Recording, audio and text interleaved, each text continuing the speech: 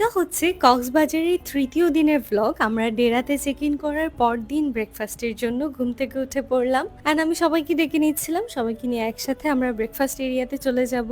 ডেরার খাবারগুলো আমার বেশ মজা লাগে। ওদের ইন্ডিয়ান যে কারিগুলো ওইগুলো বেশ মজার হয়। এরপর আমরা সবাই মিলে রেডি হয়ে গেলাম শাড়ি-টাড়ি পরে। আমাদের খান ফ্যামিলির সবগুলো বউ সেম শাড়ি পরেছিলাম আমরা। অ্যান্ড এই শাড়িটা আমার বেশ পছন্দ হয়েছিল। তাই আমি সবাইকে সাজেস্ট করেছি এই শাড়িটা নিতে অ্যান্ড সবাই আমার কথা মতো নিয়েছে। সো আমরা খান ফ্যামিলির ৫ বউ গিয়েছিলাম কক্সে। আমরা মেইনলি ৬ বউ।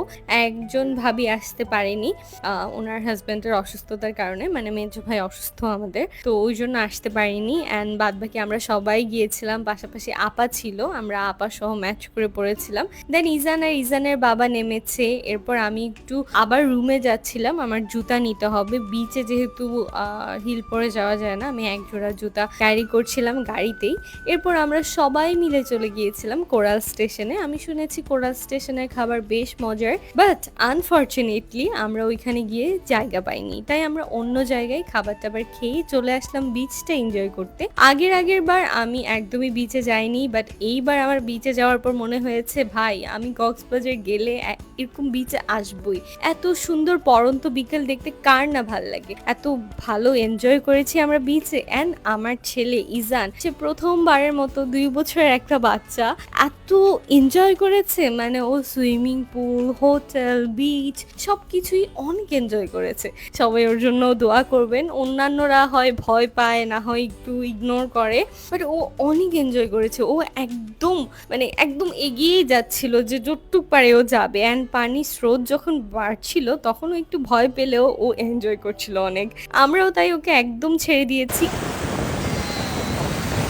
এই যে ঢেউটা একদম আমার ছেলের মুখ-টুক ভেজায় ফেলছে। তাই আমি ওকে কোলে নিয়ে নিলাম। আর এই যে হলো ওর বড় চাচ্চু, আমার বড় ভাই। উনি হচ্ছে আমাদের ফ্যামিলির সবচেয়ে সিনিয়র পারসন, যার কোনো তুলনা হয় না। তিনি আবার ইজানকে খুব আদর করে। সারা ট্যুরে তিনি ইজানের পিছন ঘুরেছে যে ইজানকে একটু কোলে নেয়ার জন্য। বাট ইজান তো ওনাদেরকে দেখে না, তাই এতটা কমফোর্ট ছিল না।